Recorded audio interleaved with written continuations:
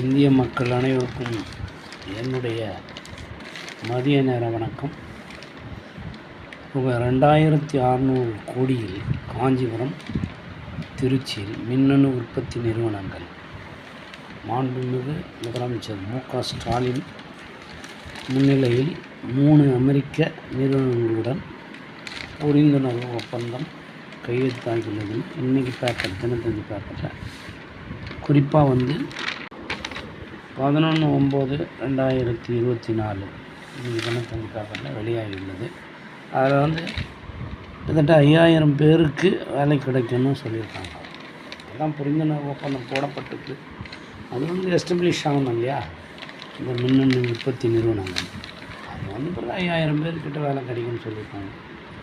எல்லாத்துக்கும் காலம்தான் பதில் சொன்னோம். வெயிட் பண்ணி தான் பண்ணணும், அவசரப்பட முடியாது. ஏன்னா ஃபேக்ட்ரிங்களை ஃபஸ்ட்டு ஏற்படுத்தி அதுக்கப்புறம்